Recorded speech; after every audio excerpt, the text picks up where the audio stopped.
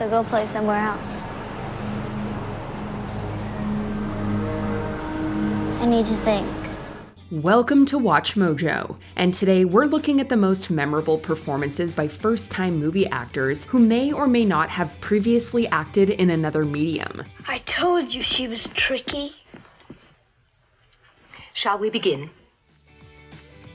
Number 30, Amanda Seyfried, Mean Girls. As the world turns, viewers of the early 2000s watched Amanda Seyfried grow up as Lucy Montgomery, but a whole new generation got to know her as the breakout name in Mean Girls. Her Karen Smith character gets some of the biggest laughs as the Plastics' resident airhead. What are you? I'm a mouse. Duh.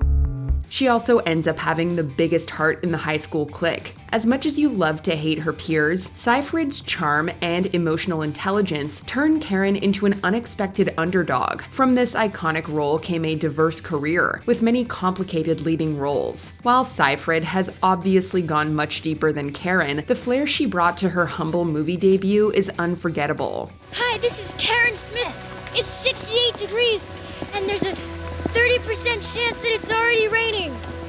Number 29, Dev Patel, Slumdog Millionaire. Danny Boyle elevated Slumdog Millionaire with huge names in Indian cinema, but British actor Dev Patel claimed the lead role of Jamal Malik at age 17. He had already earned a teen fan base as Anwar Karal on the E4 drama Skins. As a poor orphan trying to survive the streets of Mumbai and who wants to be a millionaire, he touched the world. Are you nervous? What? Am I nervous? It's you who's in the hot seat, my friend. Oh, yes. Sorry. Patel achieved his own instant fortune after Slumdog Millionaire swept the Academy Awards. He himself was nominated for the BAFTA for Best Actor and won several awards for breakout performance. I knew you'd be watching. He's since lived up to those accolades as a versatile lead actor. With everyman charm and emotional depth, Patel has his own incredible underdog story from his first film. Number 28, Charlton Copley, District 9. And what we do here at this department is we try to engage with the prawn on behalf of MNU and on behalf of humans. Copley was a small-time film and TV producer before taking a different role for his friend Neil Blomkamp's feature film debut. Blomkamp wasn't the only revelation in District 9, which explores the social marginalization of extraterrestrials settled in South Africa. Copley stars as Vickis van der Merwe, a human bureaucrat mutated by exposure to alien fluid. It's a horrifying, action-packed process that the first-time actor carries with visceral intensity. I want to see you again, baby, and I'm gonna fix my arm, and I'm gonna see you again, and I'm gonna kiss you, and I'm gonna hold you again. District 9 became a watershed classic in sci-fi, launching the particularly acclaimed Copley into a prolific acting career. It turns out his talents are better suited in front of the camera. Number 27, Brad Dourif, One Flew Over the Cuckoo's Nest. Dourif's intensity can be horrifying. In his debut in One Flew Over the Cuckoo's Nest, it was absolutely heartbreaking. Director Milos Forman was impressed with the stage actor and cast him as Billy Bibbit, a psychiatric patient struggling with neuroses. Why did you want to marry her? Well, I was in love with her. He wound up being the most tragic character in this devastating commentary on mental health care, and Dourif became one of the most talked about names when Cuckoo's Nest dominated the 1975 award season. The Golden Globes declared him the new star of the year. Aren't you ashamed? No, I'm not. Since then, Dourif's fiery presence and voice have consistently stolen the show, particularly in horror movies. Still, there's no comparison to the horror of Billy Bibbit's brilliantly acted story. Number 26, Anne Hathaway, The Princess Diaries. After debuting in the sole season of Fox's Get Real, Hathaway became an overnight sensation in The Princess Diaries. So too did the lead character of Mia Thermopolis, an average American teenager who discovers that she's heir to the throne of Genovia. Me? A princess? Shut up! The royal family affair got mixed reviews, but was a sleeper hit at the box office. It has since become a cult classic. Everyone at least agrees that Hathaway was a natural headliner, with impeccable comic timing and mature range at only 18 years old. Why me? Because you saw me when I was invisible. Following 2004's The Princess Diaries 2, Royal Engagement, she rose to more adult roles across all genres. More than 20 years later, Hathaway is now true Hollywood royalty. Number 25, Cameron Diaz, The Mask. This professional model quickly became one of Hollywood's most alluring starlets after debuting in The Mask. Sort of a Lady Godiva or something. Of course. What do you see, Mr. Ipkiss? But she brought so much more than beauty to Tina Carlisle, a jazz singer and protagonist, Stanley Ipkiss's love interest. Diaz had smoking chemistry with Jim Carrey, with a witty charisma to ground his supernatural slapstick antics. The freshman actress's natural magnetism elevated the role and made her an instant superstar. The Mask. Oh. It's the guy inside the mask. It's you, all along. In addition to carrying many more comedies and genre movies since The Mask, Diaz has proven to be just as enchanting in dramas. You only need to see her breakout role to recognize that she can command the screen as well as light it up. Number 24, Jamie Bell, Billy Elliot. Of the thousands who auditioned for the title role in Billy Elliot, 13-year-old Jamie Bell jumped out and stuck the landing. He underwent extensive dance training to portray a working-class kid who defies expectations by studying ballet. However, Bell seemed effortless in richly emoting Billy's tense yet graceful underdog story.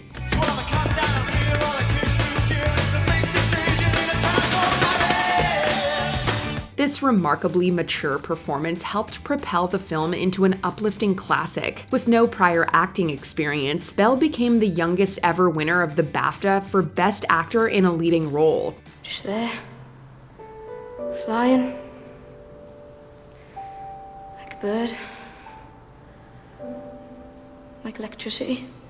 The breakout child prodigy then toured internationally in a variety of challenging roles, and is still a celebrated star today. Talk about a debut that hit all the right moves. Number 23, Kevin Klein, Sophie's Choice. While Meryl Streep's Oscar-winning performance makes Sophie's Choice a classic, Kevin Klein gave just as much with less film experience. The established soap opera and Shakespearean actor first hit the big screen as Nathan Landau. I have the honor to request your hand in marriage. He brings tremendous charm to the character of Sophie's brilliant yet unstable lover. But when Nathan turns, Klein is equal parts terrifying and heartbreaking. This complex portrayal of mental illness brings another layer of tragedy to the already emotionally turbulent Sophie's Choice. Your magnum southern opus.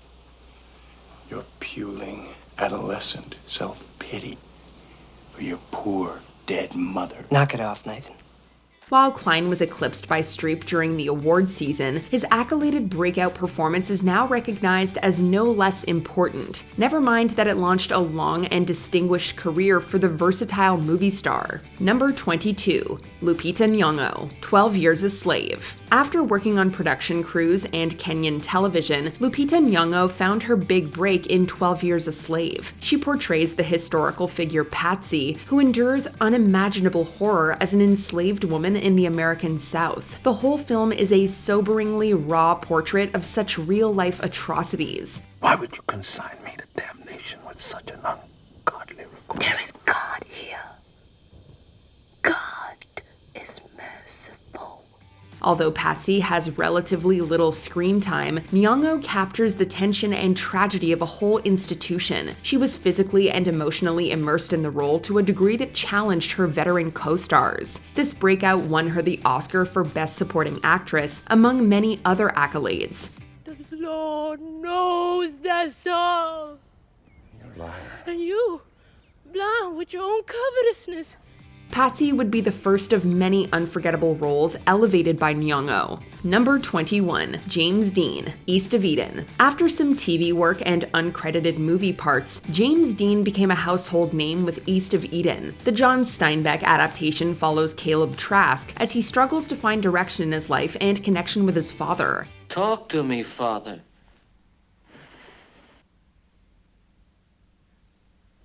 I gotta know who I am. I gotta know what I'm like. I gotta know. Dean leads this character study with youthful charisma and a natural intensity that was rare in contemporary Hollywood melodramas. He was a leading man from the beginning, scoring a massive fan base and an Oscar nomination. Sadly, he wouldn't be around to see the latter. Dean died in a car accident in 1955, with Rebel Without a Cause and Giant posthumously promising what could have been one of the greatest acting careers of a generation. But East of Eden alone made a lasting impression. I remember, man has a choice, and the choice is what makes him a man. See, I do remember. Number 20, Alan Rickman, Die Hard. Hans Gruber is one of the greatest antagonists in movie history, and he was played by first-time film presence Alan Rickman. 1,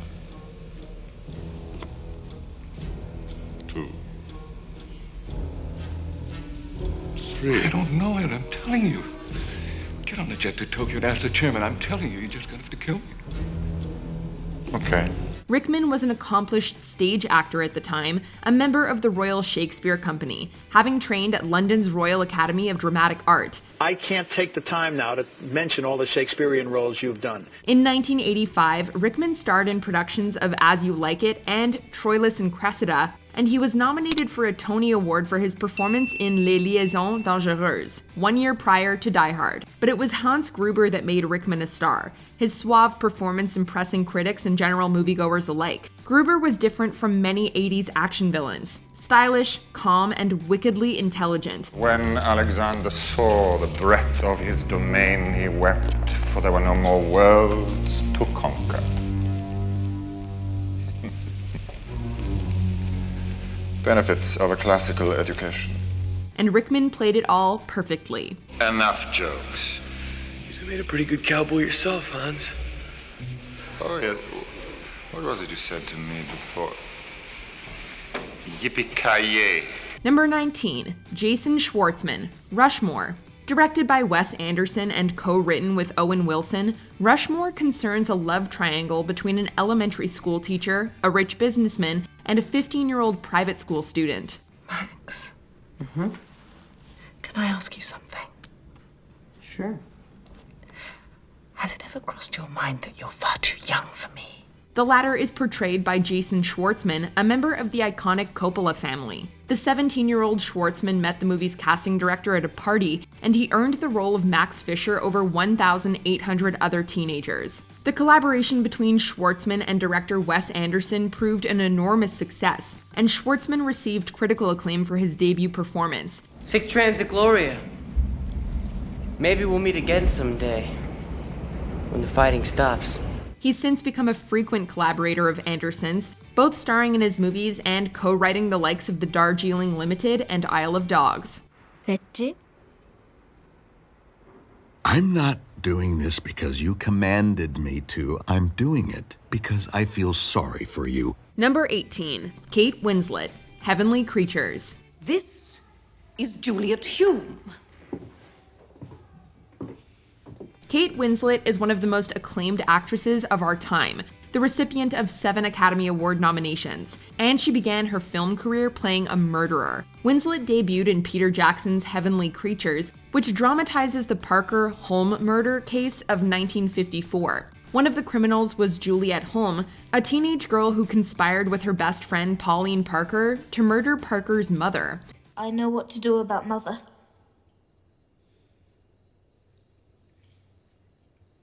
We don't want to go to too much trouble. Some sort of accident. Holmes served 5 years for the murder, and 40 years later, she was played by future Hollywood legend Kate Winslet. Winslet was widely acclaimed for her disturbing performance and walked away with various accolades, including an Empire Award and a London Film Critics Circle Award. Your mother is rather a miserable woman. Isn't she? Number 17, Barbra Streisand, Funny Girl. Serving as one of the most popular and acclaimed musicals of all time, Funny Girl tells the semi-autobiographical story of Broadway star Fanny Brice and her relationship with con artist Nicky Arnstein.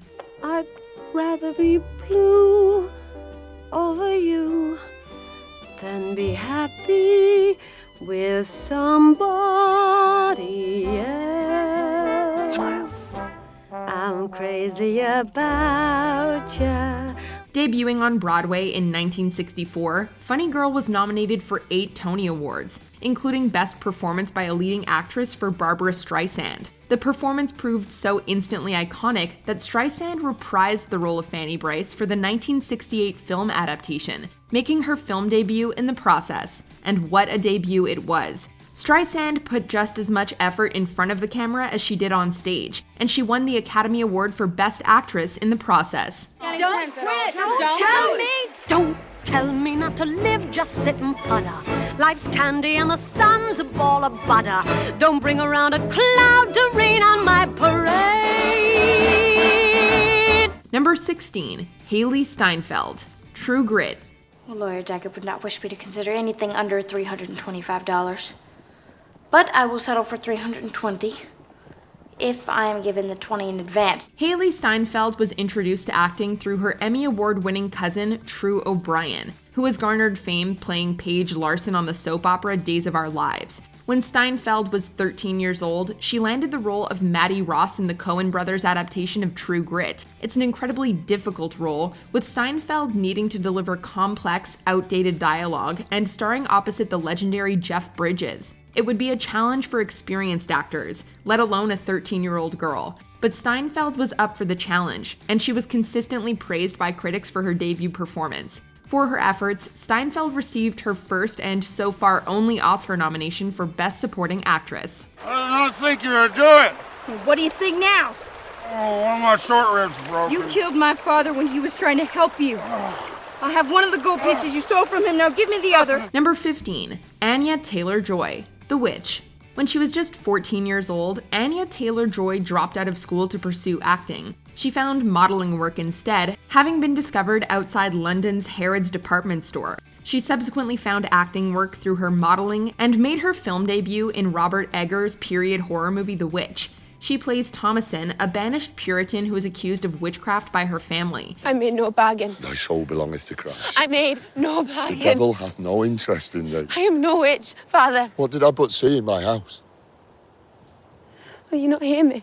Prithee, confess. Why have you turned against me? Taylor-Joy is excellent in the role, balancing passivity with outrage, fear, and eventual confidence. The Witch proved one of the most acclaimed horror films of 2015, with the screenplay, direction, atmosphere, and performances earning particular attention. It made Taylor-Joy a star, and she subsequently became one of the most popular actresses of the latter 2010s. Wouldst thou like to live deliciously?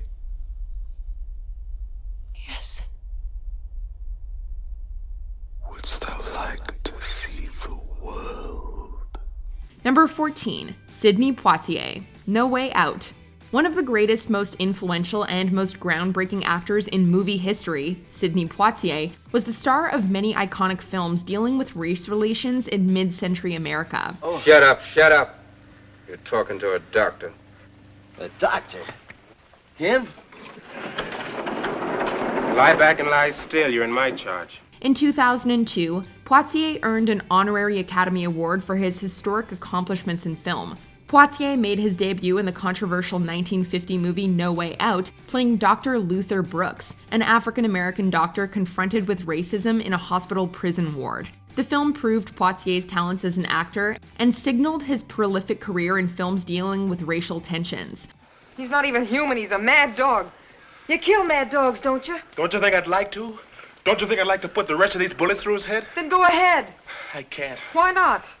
Because I've got to live too. Almost 13 years after the release of No Way Out, Poitier became the first black man to win the Best Actor Oscar, which he received for Lilies of the Field. Well, how'd you get there before I came along? We walk every Sunday, now we got you. Now, damn it! You ain't got me. Good night, Schmidt. Now get that very straight. Schlafen Sie wohl. And cut that out. Number 13, Quvenzhané Wallis, Beasts of the Southern Wild. Beast it!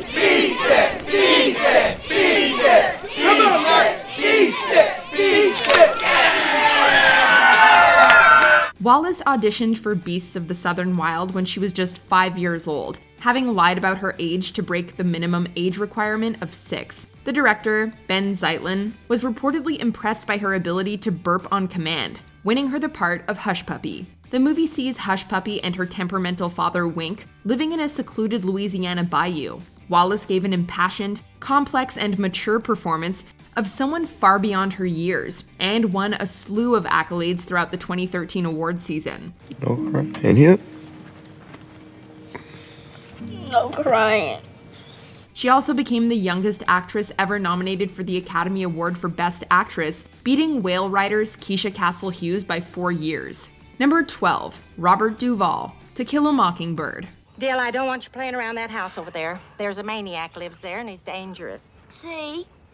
I was just trying to warn him about Boo, but he wouldn't believe me. Prior to his role in To Kill a Mockingbird, Robert Duvall was an accomplished stage actor working in New York. In 1957, he starred in a play called The Midnight Caller, which was written by Horton Foote. Duvall's performance impressed Foote, and when he adapted Harper Lee's iconic novel for the screen, he recommended Duvall to the movie's producers. Duvall was cast as the famous recluse Boo Radley, and the rest is movie history. Hey, Boo. Miss Jean Louise, Mr. Arthur Radley. I believe he already knows you. Like the novel, To Kill a Mockingbird was a resounding success, earning 8 nominations at the 35th Academy Awards. Unfortunately, Duvall was not one of them. No matter, he would later earn 7, the first of which came 1 decade later with The Godfather. Number 11, Oprah Winfrey, The Color Purple. This period drama proved an enormous departure for director Steven Spielberg, who, prior to this, had been known for his summer blockbusters. The Color Purple, on the other hand, is a dramatic and introspective look into the African-American experience of the early 20th century. You children are so clean. Would you like to work for me? Be my maid?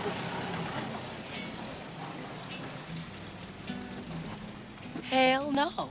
It's based on a Pulitzer-winning novel and stars Whoopi Goldberg as a rural Georgian named Celie. Oprah Winfrey stars opposite Goldberg as Sophia, a strong-willed woman who refuses to be oppressed. At the time, Winfrey was working as a morning talk show host in Chicago. With The Color Purple, she proved her incredible capabilities as an actress and earned both a Golden Globe and Academy Award nomination.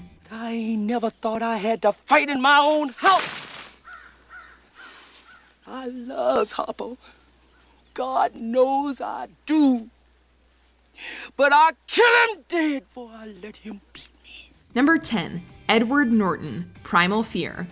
For his film debut, Edward Norton was forced to play 2 people, kind of. He plays a sociopathic murderer named Roy, who pretends to suffer from dissociative identity disorder in order to get out of a murder charge. The other personality is the innocent, passive, and stuttering altar boy, Aaron Stampler. I'd surely be grateful for anything you could do for me. You're welcome. Now, your full name is? Aaron Luke Stampler. At the time, Norton was a struggling New York actor working in theater. He was then discovered by a casting director named Shirley Rich, who introduced Norton to the executive producers of Primal Fear. He obviously got the job and was often singled out in reviews as the best aspect of the movie. It sounds to me like they're gonna shoot old Aaron so full of poison it's gonna come out his eyes. Where is Aaron? Aaron's crying off in some corner somewhere. You scared him off. You gotta deal with me now, boy. I'll give you a beating on principle. Norton earned an Academy Award nomination for Best Supporting Actor, the movie's only Oscar nomination and Norton's first of 3. There never was a Roy. Jesus Christ, Marty, if that's what you think, I am disappointed in you. I don't mind telling you.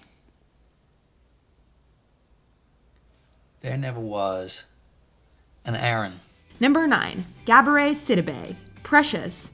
A Harlem native, Gabi Cay was working as a receptionist when she decided to audition in a nationwide casting call for Precious. The movie is based on the novel Push by Sapphire and concerns the illiterate and pregnant Clarice Jones living in poverty in 1980s Harlem. Jones lives in Section 8 housing with her unemployed and mean-spirited mother, Mary. She say I eat all the time, but she always making me eat. And she called me a fat mess. She said the apartment little because of me. Only time she ever leaves to play her numbers. Sidibe proved an exceptional and natural actress, thrilling critics with her tender debut performance. She was also one of the leading names of the 2010 awards season, receiving Best Actress nominations at the Golden Globes, BAFTAs, Screen Actors Guild Awards, and Academy Awards. No, I never knew what you was until this day. Not even after all them things you did. Maybe I was too stupid. Maybe I just didn't want to. You ain't gonna see me no more. Sidibe rode this success to a prominent career in television, starring in Fox's Empire and numerous seasons of American Horror Story. I didn't know that there even were black witches. As it turns out, I'm an heir to Tituba. She was a house slave in Salem. She was the first to be accused of witchcraft. Number 8, Jennifer Hudson, Dreamgirls.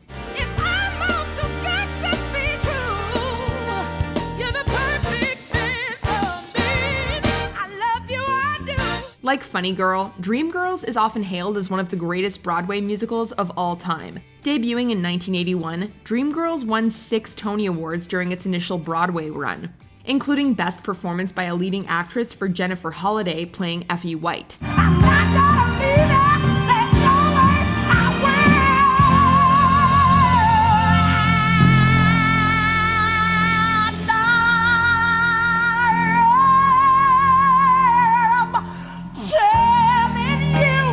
"25 years later, American Idol contestant Jennifer Hudson took the reins, proving herself both a commendable actress and a tantalizing performer in the process. The movie was praised for its musical numbers and performances, particularly those of Hudson and Eddie Murphy. Both received Academy Award nominations, with Hudson winning for Best Supporting Actress.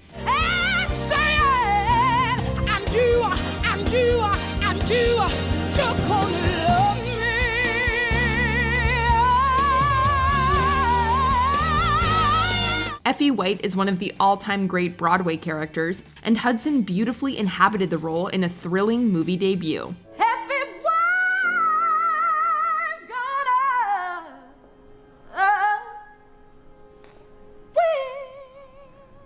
Number 7, Eddie Murphy, 48 Hours. And speaking of Eddie Murphy, he enjoyed a commendable movie debut himself in the buddy cop comedy 48 Hours. I'm hungry. Let's go get something to eat. I know a place. All right? All right, let's go. All right. With some mandolins, with some violins. Yeah. There's your goddamn dinner. Murphy plays an imprisoned criminal named Reggie Hammond, who reluctantly teams up with a cop to help catch his criminal boss. Murphy had made a name for himself on Saturday Night Live, serving as both a cast member and writer. 48 Hours proved his acting capabilities, and the movie received praise for the chemistry and comedic interplay between Murphy and co-star Nick Nolte. Take Game Man and blow his fucking brains out! Bullshit, he ain't gonna try it. Right, cop? Are you crazy, man? I was just bluffing! Murphy received a Golden Globe nomination for New Star of the Year, and it would prove to be his first of 6. Number 6, Jamie Lee Curtis, Halloween. Oh, God, help me, please! Hello? Hello? Oh? Hello, help me! Man, please help me! Please! Can't you hear me? By October of 1978, Jamie Lee Curtis, the daughter of Hollywood legends Tony Curtis and Janet Leigh, was a little-known television actress, having starred in an episode of Columbo and the first season of an ABC sitcom called Operation Petticoat. She was subsequently cast as Laurie Strode in Halloween, with producer and co-writer Deborah Hill admitting that Curtis was mainly cast for the publicity, her mother being such a prominent horror actress. Luckily, Curtis proved an excellent actress in her own right and helped popularize the morally pure final girl trope through her performance. She exuded intelligence and proved a great screamer, becoming the seminal example of the Scream Queen. She carried this reputation into numerous future slashers, including Prom Night and Terror Train. Number 5, Julie Andrews, Mary Poppins. An AFI Life Achievement Award recipient, Julie Andrews is one of the all-time greatest performers, with a career spanning 9 decades. The qualifications. Item 1, a cheery disposition. I am never cross. Item 2, rosy cheeks. Obviously. Andrews was a prominent stage actress throughout the 50s and 60s, starring in Broadway productions of My Fair Lady and Camelot. She earned a Tony Award nomination for both. After being passed over by producer Jack L. Warner for his My Fair Lady movie adaptation, Disney approached Andrews about starring in their upcoming movie Mary Poppins. She agreed to star as the title character, and it launched one of the greatest careers in movie history. Andrews won the Academy Award for Best Actress, and Mary Poppins herself quickly became a cinematic icon. It's supercalifragilisticexpialidocious, even though the sound of it is something quite atrocious. Number 4, Natalie Portman, Léon the Professional. Natalie Portman got off to quite a weird and disturbing start. In 1992, she became an understudy in the off-Broadway play Ruthless, which is about an ambitious young actress who commits multiple murders, including matricide. She then made her film debut in Luc Besson's Léon the Professional, which is about a hitman training a 12-year-old girl to commit murder so she can avenge her dead brother. If you couldn't stand them, why are you crying? Because they killed my brother. What the hell did he do? He's 4 years old. He never used to cry. Just used to sit next to me and cuddle. The young Portman was continuously praised for her mature performance, with many finding her a great companion to seasoned French actor Jean Reno. It was a movie and a performance beyond Portman's years, and the breakout role helped ensure Portman's reputation as one of Hollywood's greatest child actors. It's barely big enough for me. We said no discussion. No, I'm not letting... Listen to I'm me. not going. Listen I to me. won't go. I won't go. Listen to me. Number 3, Anna Paquin, The Piano. This period drama concerns Ada and Flora McGrath, a mother-daughter duo who travel to New Zealand after Ada is sold into marriage by her father. We can't leave the piano. Look, let's not discuss this any further. I'm very pleased that you arrived safely. Mother wants to know if they could come back directly for it.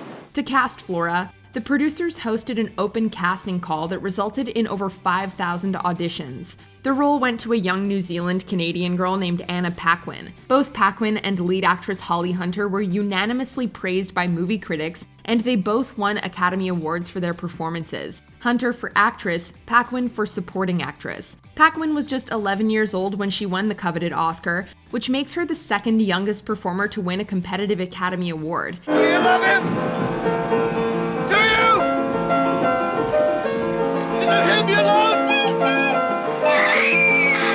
The first being number 2, Tatum ONeal, Paper Moon.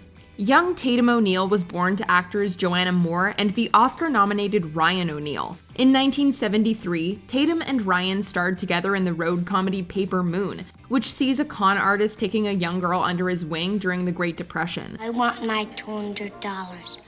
I heard you through the door talking that man. It's my money you got, and I want it. The movie received strong reviews, with most of the praise going to first-time actor Tatum ONeal. ONeal won the Most Promising Newcomer Award at that year's Golden Globes, and just a few months later, she took home the Academy Award for Best Supporting Actress. Being just 10 years old, ONeal became and remains the youngest performer to win a competitive Academy Award. I gave her a $20 bill. I know I did. It was a birthday present for my Aunt Helen in Wichita, and she wrote "Happy Birthday, Addie" on the end of it. You just go look and see.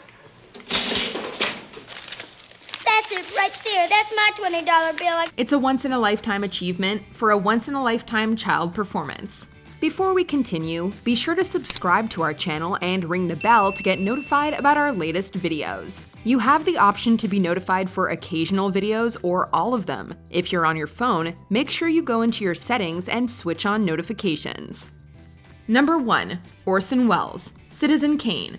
Orson Wells was just 5 days shy of his 26th birthday when Citizen Kane premiered at New York's Palace Theater. It's an extraordinary accomplishment considering the young Wells wrote, produced, directed, and starred in the now iconic film. Wells was prominent in radio at the time, and in 1939, he signed a controversial contract with RKO Radio Pictures to create 2 films. On the other hand, I am the publisher of the Inquirer. As such, it's my duty, and I'll let you in on a little secret.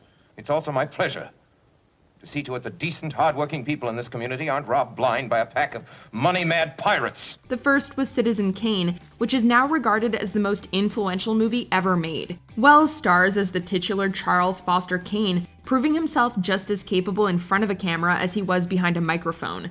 The decent, ordinary citizens know that I'll do everything in my power to protect the underprivileged, the underpaid, and the underfed. The movie was well received and earned 9 nominations at the 14th Academy Awards, including Best Director and Best Actor for Wells. What are your favorite first-time film performances? Make an impression in the comments. I'll have to close this place in 60 years.